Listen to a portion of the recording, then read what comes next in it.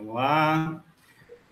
Boa tarde, minhas amigas da TV 247. Boa tarde, meus amigos da TV 247. Eu sou Aquiles Lins, editor do 247, e hoje vou estar conversando junto com vocês aqui com o deputado Zé Neto, do PT da Bahia, que vai falar com a gente um pouco sobre a reforma da Previdência proposta pelo governo de Jair Bolsonaro e os impactos que ela vai trazer, principalmente nos municípios brasileiros. Boa tarde, deputado. Tudo bem com o senhor? Boa tarde, Aquiles. Boa tarde a todas e todos que, nesse momento, dão audiência ao 247.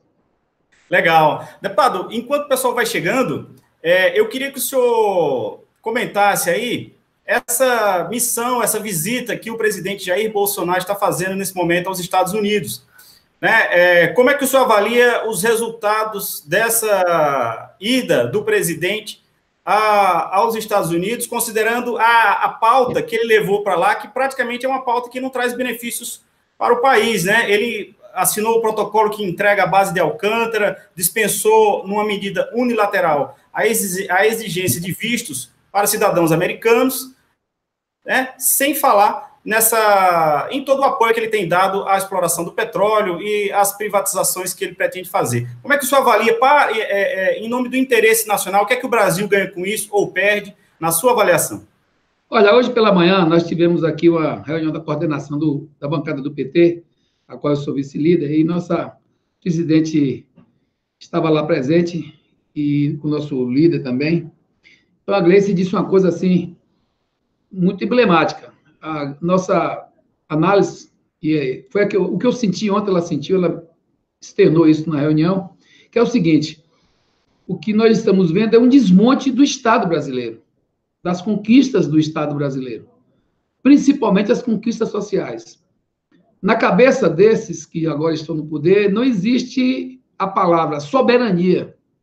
Eles não têm dimensão do que é esta palavra soberania, principalmente na hora que nós precisamos de ter uma política externa, que seja uma política externa, diria, que agregue mais, que converse com todo mundo, que possa ser o Brasil um grande intermediador de interesses no mundo, e não da forma que está sendo feita. Eu acho que eu fiquei até muito preocupado quando eu ouvi ele falar ontem da Amazônia. Falar, vamos abrir tudo. Inclusive, nós queremos que vocês venham para cá para que a Amazônia seja explorada de forma sustentável, não sei o quê. Gente, nós estamos vivendo um momento dificílimo no mundo. E olha que o Brasil tem grandes riquezas a começar pelo seu povo.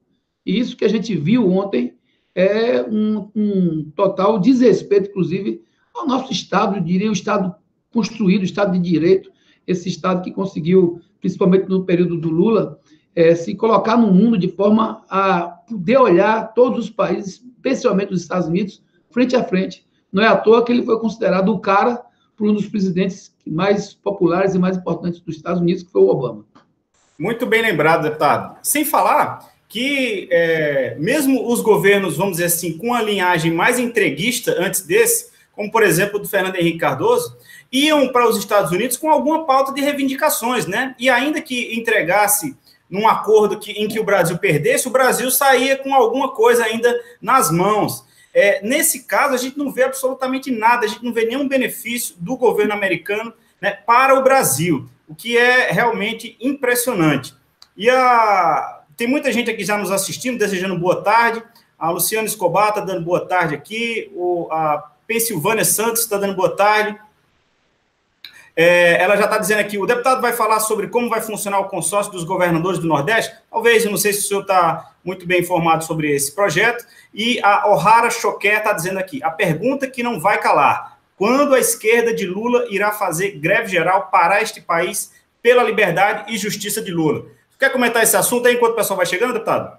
Olha, primeiro que, com relação, só para encerrar a primeira conversa da gente, como eu disse, grandes conquistas desse nosso Estado brasileiro, nós conseguimos, historicamente, no governo Lula foram implantadas políticas públicas, políticas de reparação, enfim, cotas, política para as mulheres, para os negros, para os homossexuais, enfim, tanta coisa aconteceu de políticas públicas, e sempre para dar ao povo brasileiro, ao Brasil, altivez. E eu digo que eu posso até mudar um pouco, de chamar de soberania altivez, para que a gente entenda com mais facilidade como isso é importante no dia a dia das pessoas, no convívio social. E o que nós vimos, infelizmente, foi um Brasil ajoelhado, e do Brasil não, um presidente brasileiro, e que infelizmente está aí por um tempo governando o Brasil, e a gente viu realmente algo muito danoso em todos os aspectos, não só para o Estado brasileiro, para a nossa economia também. Com relação a essa coisa que a nossa companheira colocou sobre os consórcios, na Bahia, nós temos um grande exemplo de eficiência nessa política de consórcios. Eu mesmo sou de Feira de Santana, lá nós temos o consórcio Portal do Sertão. Esse consórcio foi um dos primeiros do Estado. Como é que funciona? Você reúne 17 municípios, no caso do nosso, e nós temos vários consórcios na Bahia, um desses, vou dar um exemplo, e aí os municípios se reúnem e dividem tarefas, por exemplo, vamos fazer uma política de regulamentação ambiental. Se você fizer isso em um município apenas, fica muito difícil para você fazer, porque os municípios não vão ter como marcar sozinhos.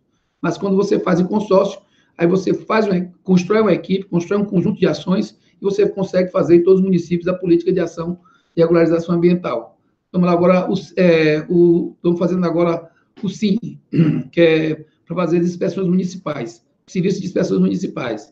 Cada município teria que ter um. Os municípios não têm condição de arcar. Como é que a gente faz? Vamos fazer no consórcio, e o consórcio vai estar lá em cada município, vai ser ali o consórcio, o parâmetro e o organizador dessa política municipal de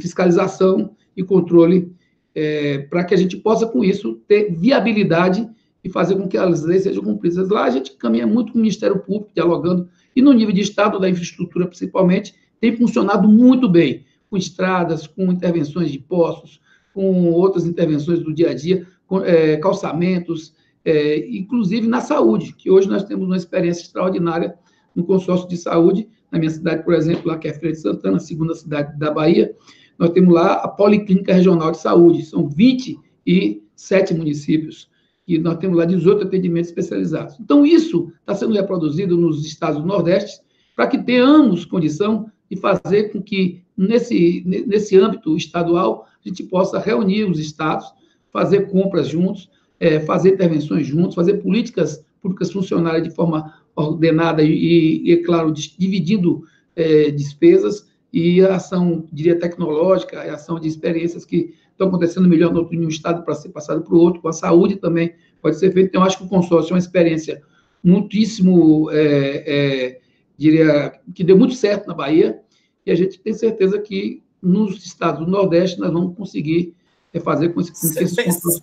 Sem falar, né, deputado, antes do senhor responder a próxima pergunta sobre o Lula, sem falar que os governadores, os estados do Nordeste, eles praticamente em uníssono, eles deram um não ao presidente, né? Então, o Jair Bolsonaro perdeu naquela região lá para o Fernando Haddad e criou-se uma animosidade, né, que não supera as eleições, né? Ele não entende que, como chefe da nação, ele é chefe da federação e tem que dispensar atenção igual, pelo menos, né, ou a todos os entes federados. Então, o consórcio acaba sendo também uma oportunidade dos estados se fortalecerem contra eventuais perseguições mesmo, ou omissões, ou negligências do governo federal, né?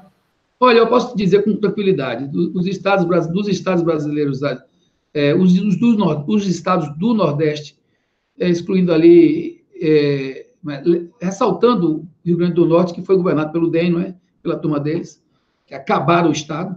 Os outros estados estão todos, graças a Deus, caminhando bem, a maioria deles muito bem, os 3 melhores do Brasil estão lá, em termos de administrativos. Isso é o inverso do que tem acontecido, inclusive, no ambiente do Sul e Sudeste. Está acontecendo no Rio Grande do Sul a tragédia de administração que acontece lá há algum tempo, que está acontecendo no Rio de Janeiro, que está acontecendo agora em São Paulo, que é o maior débito, a maior dívida do país, em termos proporcionais, que em outros estados do Sudeste. É claro que a gente tem que olhar o Nordeste e dizer assim, nós temos orgulho de saber que os nossos governadores estão com o pé no chão e estão sabendo o que tem que fazer para cuidar do Brasil. E esse consórcio dos governos do Nordeste vai dar, com certeza, resultados muitíssimo significativos. Inclusive, o nosso governador Rui Costa, ele venceu as eleições lá com 75%. Não foi à toa, foi porque soube com o pé no chão, combater corrupção, fazer reformas administrativas, em certos momentos ter que tomar um chá amargo, mas sempre olhando no interesse público. Nós estamos pagando as folhas em dia, pagando tudo certinho. A saúde, graças a Deus, caminhamos, temos passos muito decisivos na saúde, na segurança pública, na infraestrutura, e não foi à toa que ganhou com 75%. Então, acho que é isso, a administração passa nesse momento também por uma coesão de interesses e que possa ser legitimadas esses interesses com as necessidades do povo. E o Nordeste, graças a Deus, está dando esse exemplo, e a gente vai continuar unido, principalmente nesse instante, onde a Previdência é um grande problema para ser enfrentado por todo o Brasil, mas muito especialmente pelo povo nordestino. Aproveitar para responder a pergunta do Lula. Isso, antes do senhor responder, eu só queria dar uma boa tarde aqui para Irani Aires da Silva, que fala direto do Tocantins, estado que eu gosto muito, morei por 10 anos lá, tenho profundas relações com o Tocantins, e também ao Edu Goulart, que está falando de Fortaleza. Tem muita gente aqui, deputado. A causa Lula livre, a libertação do ex-presidente Lula, independente do assunto e do entrevistado que se coloque, ela é uma questão que ela é transversal, ela perpassa, ela trespassa todos os assuntos, todas as pautas, e é também uma bandeira que o 247 defende, por entender que a democracia brasileira depende disso, né? Nesse final de semana teve um encontro aí com vários líderes partidários, movimentos sindicais, movimentos sociais, que definiram estratégias para encampar a defesa da liberdade do ex-presidente Lula, né? Como é que o senhor vê esse movimento e como é que o senhor acha que deve ser agora os próximos atos pela defesa da liberdade do ex-presidente? Gente, essa semana eu estava conversando com minha esposa, sentado na cama, assistindo televisão, e mexendo nas redes, apareceu uma foto do Lula, sereno, tranquilo, e com um olhar de quem está olhando para as coisas com afeto, diria, com amor.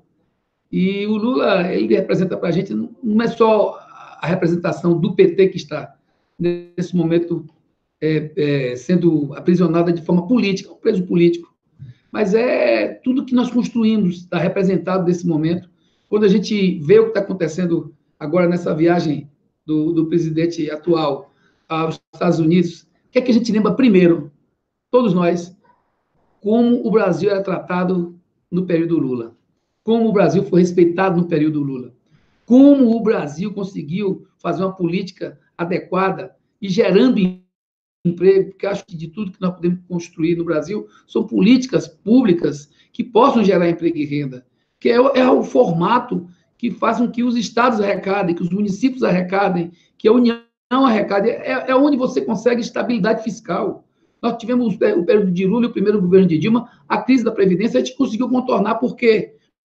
Porque você está arrecadando, você está fazendo o Brasil rodar, as coisas estão acontecendo, as pessoas estão fazendo o dinheiro circular e isso gera emprego, gera renda, gera riqueza. Então, a gente só lembra do Lula a todo momento por isso, porque nós estamos vendo o que foi construído pelo Lula e pelo povo brasileiro, pelo legado de lutas todas do povo brasileiro, tantas lutas pela Petrobras, pelo Banco do Brasil, pela Caixa Econômica, por políticas públicas diversas, quer dizer, e hoje a gente enxerga esse momento de fragilização do Brasil, de entrega do Brasil, de uma política que visa concentrar a riqueza novamente na mão de poucos e muitíssimo contraditória. Então, a gente só consegue enxergar um caminho, lutar pelo Lula livre, porque não é só o Lula que nós queremos livre, nós queremos libertar o Brasil. E é muito emblemático, nesse momento, todos nós nos reunirmos para que o nosso Lula, esse preso político, que todos sabem que é um preso político, possa ter novamente as ruas, conclamando os companheiros e companheiras para que possamos encher as ruas novamente, com caminhadas, com tarefas, enfim, com grandes movimentações, para que a gente possa, mais uma vez, chamar a atenção das autoridades, chamar a atenção do Supremo, para que possa realmente fazer justiça com o nosso companheiro. Muito bem colocado, deputado. O senhor falou aí, porque a população brasileira, quando pede a liberdade do ex-presidente Lula, ela não está pedindo apenas a liberdade de um ser humano que foi preso injustamente, né, sem provas. Ela está querendo também a retomada daquela vida que ela tinha. Ela está querendo ter de volta o dinheiro que ela tinha no final do mês, né? ela tá querendo emprego de volta, né? Ela está querendo condições de viver num país melhor. Então, o pedido de libertação do Lula, que foi impedido de disputar as eleições, as quais ele ganharia no primeiro turno, é justamente um pedido de retomada desse Brasil que o senhor está citando aí. Um Brasil que tinha altivez, que se colocava no mundo, que fundou os BRICS. É um país que fazia crescimento de 5,5%, 7,5%. É um país que gerou 20 milhões de empregos com carteira assinada, tirou 40 milhões de pessoas da pobreza, né? Então, a pauta Lula livre ela é muito mais do que a libertação apenas da pessoa física, do CPF Lula, né? Não, é isso que eu estou dizendo. São as coisas que representaram muito para a vida dos brasileiros, todas essas coisas passam pelo Lula. Porque, veja bem, gente, por que é que o Lula está preso? Para não ser candidato a presidente. Primeiro, os caras desgovernaram o Brasil. Desgovernaram. Quando tiraram a Dilma, não tiraram porque tinha um projeto. Eles não têm projeto nenhum. O projeto deles é concentrar dinheiro na mão de poucos, deixar o Brasil à mercê dos interesses internacionais, principalmente dos Estados Unidos, voltar àquela das antigas, lá onde parecíamos que era o quintal do mundo. E, nesse tempo de desgoverno do governo Temer, que era uma coisa, para mim, proposital, desgoverno proposital, eles fizeram o que quiseram, porque não tem nada mais fácil de você entrar e conseguir vencer quando você encontra o seu adversário desgovernado. Então, os inimigos da pátria, os inimigos do povo brasileiro, que são inimigos, não estou mostrando outra coisa, eles conseguiram, no poder, nesse desgoverno, fazer com que nós tivéssemos uma perda absurda de empregos, tivéssemos uma perda absurda de políticas fiscais, e agora nós estamos chegando a uma contradição imensa. Que, olha, não sei se vocês lembram, devem lembrar, a história era o quê? Mais Brasil e menos Brasília. Onde é isso, gente? Por que nós estamos vivendo muito mais Brasília e muito menos Brasil? A reforma da Previdência é exatamente isso. É mais Brasília porque esses caras estão querendo tirar do mercado. Eles estão falando em 1 trilhão, não é, de economia? Mas eles querem tirar da circulação da moeda 800 bilhões, sabe de quem? Dos mais pobres. Sabe de quem? Dos idosos. E é bom lembrar que nós já temos hoje no Brasil uma perspectiva de que em 2030 nós tenhamos mais idosos do que jovens e crianças. Imagina que tragédia. Aí você tira dos idosos, tira dos rurais, tira dos mais pobres, tira em tudo, porque eu estava olhando agora há pouco, o PIS e o PASEB, você sabe, né? O PIS é para o privado, o PASEB é para o... Não é isso? Você hoje ganha... O trabalhador tem um salário. Quem ganha até 2 salários por ano, por mês. Eles vão tirar, vai deixar um salário. E quem ganha mais do salário, se ganhar um salário mais 10 centavos, não vai mais ter direito para fazer o PIS. Isso está demonstrando que eles estão tirando a bíceps, recursos do setor mais carente da sociedade. Com isso, o que vai acontecer? Claro, gente, uma tragédia existe para valer é no município. Ente é Estado, ente é federação, mas município é dia a dia. A cada 10 municípios brasileiros, 7 municípios, olha que absurdo, de cada 10, 7 têm receitas de previdência maior do que as receitas do FPM. E isso demonstra a importância desses recursos da maior política social distributiva, que é a Previdência. Quando eles tiram 800 bilhões do setor do regime geral, que é o que estão propondo, eu vi esse dado essa semana, que é um dado que eu fiquei... É isso mesmo, gente? Aí alguém me disse, Zé, pode ir lá aprofundar, que é. Gente, de onde é que vem esse recurso? Vem do município, vem das pessoas mais caras, e vai parar na mão de quem? De Brasília. Esse pacto federal está sendo proposto? Olha, então começou muito mal. E para piorar, o que acontece? Eles ainda vieram dizer, agora já trouxeram outra medida aqui para a gente apreciar, que é para mudar o pacto federativo onde? Lá no repasse, abrindo mão dos repasses dos valores, dos tetos de educação, de saúde, de segurança. Se isso acontecer, imagina, alguns prefeitos e governadores no começo estavam assim, empolgados, olha que bom, vão acabar os tetos, nós vamos ter problema lá com nossas contas com os tribunais. Mentira. Era para não ter mais a obrigação de passar os tetos constitucionais para os municípios e estados. Então, esse pacto federativo que está sendo proposto é o inverso. É você trazer mais dinheiro para Brasília e a própria Previdência, eu acho que ela vai criar uma situação dificílima para os estados e para os municípios brasileiros, até porque, só para concluir aqui, Aquiles, só para que, veja bem, o dinheiro, quando chega na mão das pessoas no município, a feira mais importante do município é a feira da Previdência. O dinheiro que faz o comércio rodar é o dinheiro da Previdência e uma parte do dinheiro do FPM. Aí o que acontece, gente? Esse dinheiro é que viabiliza a arrecadação de muitos estados. Porque os estados, como a Bahia, por exemplo, 80% de tudo que a gente arrecada vem do ICMS, que é responsável pela maior receita do estado. Se ele está dizendo que vai tirar 800 bilhões da mão das pessoas, do dia a dia dos estados e municípios, é claro que o custo social vai ampliar para os estados e municípios, que as pessoas com menos dinheiro vão ficar mais doentes, vão ter mais problemas sociais, vão ter mais situações graves para serem enfrentadas, e, além disso, você vai ter menos recursos na mão dos estados e municípios, porque o Pacto Federativo que está aí, com aquela PEC que vocês lembram, que congelou os gastos públicos, vai criar uma situação dificílima. Então, vai ser mais Brasília e menos Brasil. Muito bem lembrado. Muito. Você acabou colocando aí o tema da nossa entrevista principal, que tem dados assim impressionantes, né? Que o senhor acabou de dizer, deputado, relacionados aos municípios. De cada 10 municípios, em 7 circula mais dinheiro oriundo da Previdência do que do próprio FPM, né? É uma coisa, assim, realmente importantíssima. Agora, antes de passar para o senhor fazer uma pergunta para você responder aqui, eu queria agradecer ao novo membro do canal aqui, o William Robson. Obrigado, William, e obrigado a todos os membros e as membras do canal. Vocês nos ajudam a tornar a TV 247 mais forte, né, em alcançar pessoas maiores. Lembrando que o 247 ele é um exemplo para o próprio YouTube de relacionamento de sucesso com os membros do canal. Então, a gente sempre agradece a todos os membros do canal, e também queria pedir para quem não for e quiser se tornar um membro da TV 247, basta clicar ali embaixo em Seja Membro, você paga uma pequena assinatura mensal e você ajuda a TV 247 a continuar se fortalecendo e crescendo no YouTube, né? Mas lembrando que a melhor forma de você apoiar o Brasil 247 é fazendo uma assinatura solidária em brasil247.com/apoio. Lá você pode escolher um valor mensal ou único pelo qual você quer doar e fortalecer o Brasil 247.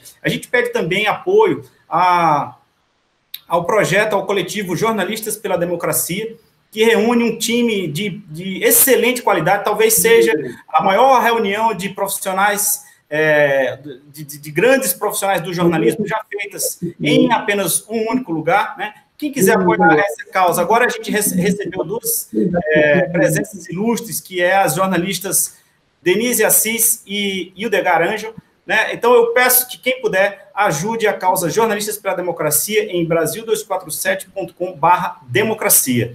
Né? Deputado, tem aqui uma pessoa, o Crispim Lima, está dizendo aqui, Zé Neto, nosso deputado federal aqui de Feira de Santana, na Bahia. E a Vilma Maria está mandando um recado aqui. Aquiles, vê se consegue convidar a Marília Reis, deputada federal por Pernambuco, por favor. Amo vocês do 247.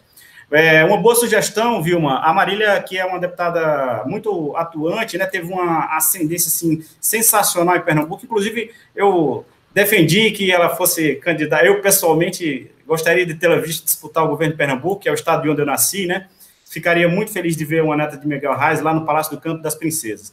E a Luciana Escobar está dizendo aqui que é membro do canal. Eles querem miserabilizar o povo brasileiro. Quem sustenta esse país? Quem paga impostos? E o Orixá Carniel está defendendo aqui a auditoria da dívida. E o Luciano de Bastos está defendendo aí a revogação da reforma trabalhista. Agora, deputado, eu vi aqui uma pesquisa um pouco desatualizada, divulgada no ano passado, que diz que dos números de lares brasileiros que dependem da renda de aposentados, cresceu 12% em 2018, né? Esse dado indica que 10,8 milhões de pessoas dependem, a sustentação dessas pessoas depende majoritariamente pela renda das aposentadorias. Esse número, como você muito bem lembrou, que o Brasil tende a ficar um país mais velho, de pessoas mais idosas, a participação das pessoas que dependem da aposentadoria vai só aumentar, né? Então, como é que você faz um sistema previdenciário que reduz o ganho e que praticamente retira da população mais pobre o direito de se aposentar? que o senhor prevê para os próximos anos, caso essa proposta seja aprovada? E aproveitando também, como é que o senhor vê as articulações políticas para a tramitação dessa reforma na Câmara? Aquiles, há um conjunto de situações que são muito graves. Por exemplo, desde o governo Temer, eles vêm fazendo uma fiscalização rigorosa no Bolsa Família, concorda? E no Bolsa Família. Vou dar um exemplo na cidade, eu gosto muito de citar minha cidade, que eu estou ali com os dados na mão. Nós tínhamos lá 52 mil Bolsa Famílias no primeiro governo de Dilma. Hoje estamos com 26 mil famílias recebendo Bolsa Família. Olha aí. Aí, qual é a desculpa? Ó, administrativa. Teve eu aqui, acolá. Estou encontrando cabelo em casca de ovo. Eles estão diminuindo o Bolsa Família. Inclusive, até disseram que iam dar o 13º Bolsa Família, porque estão querendo engabelar. Estão diminuindo e muito. De uma cacetada só, que Temer tirou no governo dele 5 milhões, e depois tirando aos pedaços. Essas políticas públicas são fundamentais para que a gente possa irrigar essas famílias e dar sustento financeiro mínimo, para que essas pessoas possam andar com dignidade.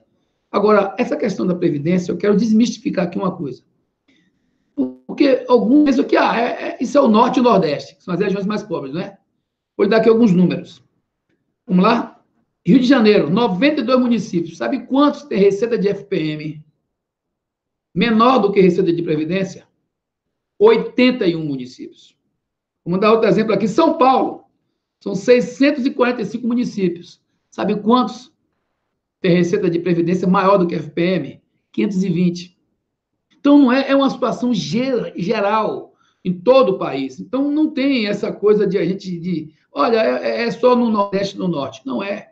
E bom lembrar, gente, que muitos desses casos hoje, quem é o arrimo de família, da família, muitas vezes, o aposentado. No passado, o aposentado se aposentava, lá atrás, quando havia o emprego, e os netos e filhos iam lá visitar. Hoje, não. Muitos dos casos, quem está cuidando da casa é o dinheirinho do aposentado, da aposentada. Quando ele vai mexer lá no benefício continuado, é um absurdo. Absurdo, porque o que ele está propondo, primeiro, eles estão propondo dificultar o acesso para que as pessoas tenham a previdência. Então, o rural, você vai ter agora que recolher 20 anos, no mínimo R$600 por mês. Zero. Não tinha isso. Eu vi alguém aqui chamar de fraude. As fraudes da Previdência no rural. Pelo amor de Deus, gente. Vá nos Estados Unidos ver como é que eles fazem com as pessoas mais carentes. Você não gosta tanto do americano? Vai lá na França, como é que eles tratam as pessoas mais carentes, como é a política social de lá. Todo mundo tem casa, todo mundo tem o que comer. Agora, aqui não, aqui é para tratar o nosso povo assim. Aí, resultado com isso, aí você tira o benefício, não é isso? E propõe um benefício de R$400. E dificulta o acesso, porque agora, antes era 55 para a mulher, agora é 60. Imagina. Aí você não consegue se aposentar. Aí, para não ficar de zero, eles dizem, vamos botar com 60, R$400. Se você não conseguir como rural, você consegue com idade. Olha a onda. Aí vai. E, resultado, uma tragédia. É aí que está os 800 bilhões de economia. Agora, mexe nos privilégios muito pouco. Inclusive, eu estou aqui estudando uma coisa para propor o partido, para a gente dar mais celeridade às execuções fiscais do S. Para a gente ter essas dívidas de previdência cobradas com mais executividade, com mais rapidez, com mais celeridade. Isso é um aspecto. Porque a gente aqui também não vai dizer que não precisa fazer nada, que seria irresponsabilidade nossa. Alguma coisa precisa para ajustar a Previdência? Sim, sempre. Nós fizemos 2 grandes ajustes. Fizemos um com o Lula em 2003, fizemos com o Dilma também no primeiro governo. Mas coisas que tinham que ser feitas. Na Bahia a gente fez também alguma coisa. Porque a gente está vendo a dificuldade. Eu sei que está se passando. Na Bahia, por exemplo, nós começamos o governo do Jacques Wagner lá em 2006 com um débito de 360 milhões. Débito que eu digo é o seguinte, é o dinheiro que você tem que botar mais na Previdência para continuar pagando os aposentados. Cresceu de tal forma, principalmente por conta dessa onda de Previdência, todo mundo querendo pedir para se aposentar, ninguém quer ficar mais esperando para acontecer, e vai acontecer. Resultado, o que acontece hoje? 4 bi de déficit, no Estado que arrecada 45 bilhões. Então, isso é uma tragédia para o público. Então, no setor público, tem algumas coisas para reajustar, sim. Tem algumas coisas para ajustar. Agora, mexeram para valer? Vou mexer com todos os poderes? Os privilégios realmente vão ser atacados? As dívidas vão ser realmente cobradas? Agora, o peso não pode ficar na mão, nas costas do povo mais pobre. Até porque, se você pensar do ponto de vista do que é a função do Estado, você vai encarecer muito a função do Estado. Você vai ter mais dinheiro em Brasília, mas você vai ter muito mais pobreza, pessoas doentes, pessoas sem atendimento e comércios fechando as portas, economias mais desfalecidas ainda, arrecadações fiscais lá embaixo de municípios e estados. Então, isso vai gerar uma grande política de concentração de riqueza ainda maior na mão de menos pessoas. Esse método não deu certo no Brasil, não deu certo no mundo. E esse é um método que vai totalmente contra o que uma das coisas que eles cobravam, dizia que vamos fazer aqui uma política diferente, vamos fazer uma política fiscal diferente para os estados e municípios terem mais direito, vamos fazer pacto federativo. É esse pacto? Esse aí é um pacto tragédia para o povo brasileiro. Agora, deputado, aproveitando, como é que o senhor avalia, porque o cenário que está traçado aí, que o senhor acabou de detalhar para a gente, é de tragédia, assim, de terra arrasada, né? Principalmente para os próximos anos e para as gerações que estão na ativa e aquelas que ainda não entraram no mercado de trabalho. Na sua visão, o que deve ser feito para barrar essa proposta do governo, né? E como é que está, como é que você avalia aí na Câmara as articulações do governo para tentar aprovar essa matéria? Olha, se fosse hoje, não passava. Não passava. Eles estão muito mal na articulação política. O grupo que ascendeu ao poder, o partido que ascendeu ao poder, não sabe o que é política, não sabe o que é diálogo, não sabe o que é convivência de ideias. Ao contrário, a maioria deles, muito agressivos, tratam o que você pensa diferente, tem que te odiar. E ódio nunca resolveu nada, em nenhum momento da humanidade, não resolveu. Vocês viram esse último episódio de Suzano? Teve gente pregando que professor tinha que ter arma em sala de aula, gente. Teve gente dizendo aqui que se tivesse com a arma na mão não tinha acontecido isso. Teve outro que veio dizer que, enfim, não tem lógica. Estão pregando um país que não é o país que tem as características do povo brasileiro. Criaram uma situação de desgoverno. Muitos dos estados, principalmente os que deram a vitória a eles, esses estados muito mal governados por eles próprios, e esse desgoverno gerou nas pessoas uma insatisfação e um medo de tudo, e acabaram alguns desses se enganando lá no Zap Zap, no disse-me-disse do fake news. Mas esse momento aqui é um momento decisivo para a história do Brasil. Nós estamos na forquilha, temos que escolher um caminho. O caminho que é o caminho do povo brasileiro é o caminho de exigir nas ruas que nós temos um Estado de Direito pleno, a começar pela liberdade do Lula, que está preso como preso político, que nunca usaram nesse processo todo 2 pesos e 2 medidas, ao contrário, prenderam apenas por uma situação política. Isso é o Estado de Direito que tem que ser defendido. Do outro lado, tem que se defender também que a gente tenha, nesse debate aqui no Congresso, que a gente tenha a condição de discutir e o nível fiscal, como é que ficam as políticas fiscais desse país com relação à política fiscal dos estados. São os estados mais ricos que vão estar sempre concentrando os interesses fiscais. Será que a gente vai caminhar mais uma vez nessa ciranda que não deu certo? Como é que fica o imposto de renda das grandes fortunas, de quem tem aplicações financeiras? Vamos fazer como faz nos Estados Unidos, então? Você não quer ser parecido com os americanos? Então vamos cobrar mais imposto direto e menos imposto indireto. O imposto direto é que faz o brasileiro comprar um celular e ter que pagar uma fortuna de imposto. Mas por que não paga? Então vamos cobrar o direto. Vamos cobrar na indústria. Vai ser mais barato e na indústria quem vender vai pagar um pouquinho mais para compensar, a gente vai fazer com que o dinheiro circule e a gente tenha condição. Então, legal. Tem que mexer na política fiscal, tem que mexer na política arrecadatória do Estado, porque estão colocando para o Brasil que é a Previdência o grande culpado de tudo, a grande culpada de tudo. Eu te digo que a Previdência precisa ser ajustada, mas não é a grande culpada de tudo. Então, a gente tem que tirar essa ideia da cabeça dos brasileiros e dizer, olha, se quer realmente uma estruturação do Brasil, não passa só por discutir Previdência, mas passa por discutir privilégios dentro da Previdência e privilégios fiscais dentro da política que nós temos hoje no Brasil, que é uma política inadequada, principalmente no que diz respeito à cobrança de impostos, onde os pobres, mais uma vez, são os que pagam mais impostos, porque os impostos que estão gerando a manutenção do Estado, como lá no meu Estado, não é diferente nenhum, o ICMS é o quê?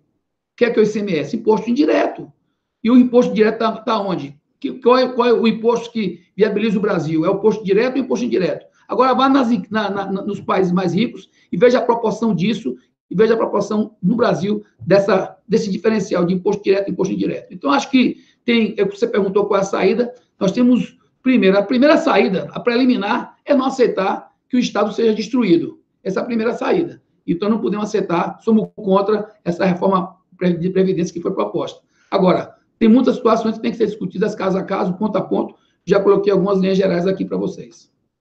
Muito bom. Eu queria agradecer aqui a presença do deputado Zé Neto, do PT da Bahia, que trouxe informações aí muito precisas sobre o impacto da reforma da Previdência nos municípios brasileiros, né? Lembrando que uma grande parte dos municípios do país, eles recebem um volume de dinheiro maior de recursos relacionados com a Previdência do que propriamente o repasse constitucionais dos fundos de participação dos municípios, né? Deputado, queria agradecer aqui a sua participação, queria pedir para vocês que estão nos assistindo, por favor, deem likes nessa live, compartilhem o link, né? Mandem para os seus amigos, para os seus parentes, para os seus inimigos, né? Nos ajudem a alcançar um maior número de pessoas. E queria ler aqui o depoimento do Edu Goulart, que escreveu: não conhecia o Zé Neto, muito lúcidas suas explicações sobre o arrecadamento municipal. E a Norma Sueli Alves Silva está dizendo: meu deputado, esse representa a Feira de Santana. Então, deputado, queria passar para o senhor fazer as considerações finais e, de antemão, agradecer a participação aqui na TV 247. Gente, tem acontecido muita coisa de vez, e coisas negativas no Brasil, principalmente nesse começo de ano para cá. As tragédias que foram acontecendo com o Brumadinho, com o Flamengo, com o CT do Flamengo, agora com essa história de Suzano, nós estamos vivendo um momento muito difícil. Essa semana até coloquei lá na minha rede que a bomba sobre o Japão fez nascer o Japão da Paz, que é uma música de João Donato, A Paz, né? Que isso tem que nos estimular a entender que todas essas dificuldades também estão medindo o nosso tamanho, a nossa resistência, a nossa capacidade de lutar. Então, a gente tem que entender mais o que está se passando, principalmente os municípios que a primeira grande vítima dessa reforma da Previdência são os mais pobres, são as mulheres, são os rurais, são os idosos, que já representam hoje 82% dos idosos brasileiros recebem Previdência.